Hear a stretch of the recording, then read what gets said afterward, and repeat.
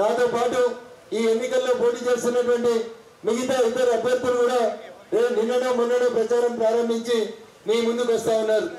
దాంట్లో ఒకరు BRS party నుంచి పోటీ చేస్తున్నాడు పెద్ద ఆయన. ఈ జిల్లాకి తోటి నీకేం సంబంధం సార్ అంటే, నేను ఈ జిల్లాలో చాలా రోజులు కలెక్టర్గా పనిచేసిన అని చెప్తున్నాడు. మెదక్ జిల్లా ఏర్పాటైనాక 30 మంది కలెక్టర్లు పనిచేస్తే ఆ 30 ఇంట్లో వెంకట్రామరెడ్డి అనే ఆయన కలెక్టర్. అంతేగాని ఈ జిల్లాకి ఆయనకేం ప్రత్యేకమైనటువంటి అనుబంధం లేదన్నది మీరందరూ కూడా దయచేసి ఆలోచించాలి. సిద్దిపేట తెలంగాణ ఉద్యమానికి అడ్డ, మేమంతా జై తెలంగాణ అని రాష్ట్రం మొత్తం తెలంగాణ ఉద్యమం నడిపినటువంటి తెలంగాణ ఉద్యమకారులకి పుట్టినీళ్ళైనటువంటి మెదక్ జిల్లాలో ఈ గడ్డ మీద నుంచి దెబ్బలు తిన్నోళ్ళు, చదువుకున్నోళ్ళు, జైలుకు పోయినోళ్ళు, ఆఖరికి నిండియాలని నన్ను తిట్టించేందుకు మీ హరీష్ రావు గారు వాడుకుంటున్నటువంటి సోదరుడు పాలసాయిరావు లాంటి వాళ్ళు ఎవరు లేరా?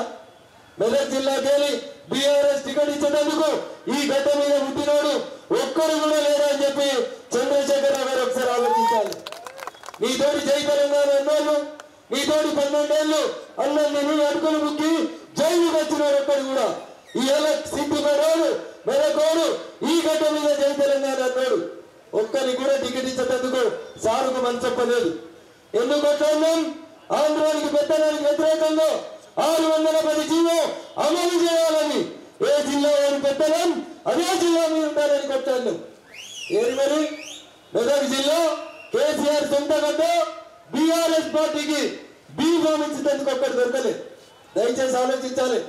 ఎందుకంటే రఘునందన్ ఈ గడ్డ మీద పుట్టిండు, ఈ గడ్డ మీద పెరిగిండు. ఇదే సిద్దిపేట చదువుకున్నాడు. గదే వెంకటేశ్వర స్వామి గుడికాల దండం పెట్టి ఇదే రోడ్ల మీద తిరిగినోండి. రేపేమన్నా అయితే ఈ గడ్డ మీద ప్రేమ రఘునందన్ ఉంటుంది. కానీ కరీంనగర్ అనుకో, నిజామాబాద్ అనుకో, లేకపోతే బతుకల్లికి వచ్చిన కలెక్టర్ ఈ గడ్డతో సంబంధం ఉంది. ఆ కలెక్టర్ గారు ఎన్నో ఎమ్మెల్సీ అయినా ఒకసారి ఆలోచించాలి. ఇదేం గట్టు పంచాయతీ కాదు, నాకు ఆయనకేం భూమి పంచాయతీ లేదు. సిద్దిపేట జిల్లాలో ఎంతమంది పేద రైతుల్ని అన్నమో రామచంద్ర నేర్చుకుంటే అర్ధరాత్రి పోలీసులను బట్టి జబర్దస్తిగా ఊరుగా చేపిస్తుంటే మేము దానికి వ్యతిరేకంగా కొట్లాడిన వాళ్ళం. అయ్యో వెంకట్రామరెడ్డి గారు, మీరు నిన్న మొన్న 2 మాటలు చెప్పారు. ఏమన్నాడు? నన్ను గెలిపిరి 100 కోట్లు పెట్టి స్కూళ్ళు కట్టిస్తా. ఎన్ని కోట్లు? 100 కోట్లు పెట్టి స్కూళ్ళు కట్టిస్తా, కాలేజీలు కట్టిస్తా, మెడికల్ కాలేజీలు కట్టిస్తా అన్నాడు సార్.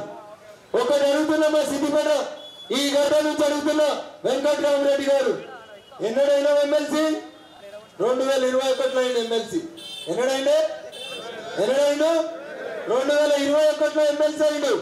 21 అయిపోయింది, 22 అయిపోయింది, 23 కూడా అయిపోయింది. ఈ 3 ఏళ్లలో ఎమ్మెల్సీగా ఒక్కరోజు సిద్దిపేటకు వచ్చిండా? సిద్దిపేటకి గాంధీ బొమ్మ దండేసిండు. గది శాతగానైనా 3 ఏళ్ల తర్వాత వచ్చి 100 కోట్లు ఇస్తా. ఎవరికి ఇస్తా 100 కోట్లు? ఎవరైనా అమ్ముడు పోయేందుకు రెడీగా ఉన్నారా? సిద్దిపేట అమ్ముడు పోతారా? అక్క ఎన్ని పైసలకు అమ్ముడు పోతామా? 100 కోట్లు పెట్టి ఫంక్షన్ హాల్ కట్టిస్తాడట. ఏం కట్టిస్తాడు? సిద్దిపేట ఫంక్షన్ హాల్ లేవా? ఉన్నాయా లేవా? దవాఖాన ఉందా లేదా? ఈ రోజు కొత్త కట్టించేదేంది? ఒక్కనాడన్నా ఒక్క స్కూల్కి వచ్చి 2 టీచర్లు తక్కువ ఉన్నారు, నా జీతంలోకి ఇస్తాను 2 టీచర్లను పెట్టిండు. ఎన్నడన్నా 10 ఏళ్ళు కలెక్టర్ ఉన్నా అని చెప్పిండు. 10 పైసలు సిద్దిపేట ఖర్చు పెట్టిండా? మరి ఈయన వచ్చి రేపు 100 కోట్లు పెడతా. ఏడికెళ్ళి పెడతావు సార్? నీ జీతం ఎంత? కలెక్టర్ గా నీ జీతం ఎంత? 1,00,000 రూపాయల జీతం తీసుకొని 30 ఏళ్ళు నౌకరీ చేస్తే నీ జీతం ఎంత? ఒక్కసారి ఆలోచించాలి. ఎలక్షన్ అఫిడవిట్ లో 2021లో నా ఆస్తులు 17 కోట్లు అని చెప్పిండు. ఎన్ని కోట్లు? 17 కోట్లు అని చెప్పిండు. వీళ్ళు ఏం చెప్తున్నాడు? మా ఇంట్లో 30 బెడ్రూమ్లు ఉన్నాయి. ఎన్ని ఉన్నాయి? 30 బెడ్రూమ్లు ఉన్నాయంట. ఎన్నడైనా మనం రానిస్తాడా? కలెక్టర్ ఉండే లోపలికి వచ్చి దరఖాస్తు ఇయ్యని ఇచ్చిండా?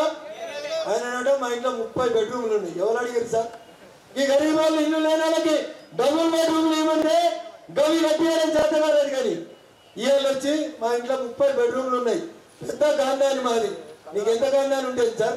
పిల్లికి పిచ్చమేయడానికి మనసు పని నువ్వు వచ్చి 100 కోట్లు పెడతా. ఈ 3 ఏళ్ళ కూడా ఎందుకు పెట్టలే వెంకటరామరెడ్డి?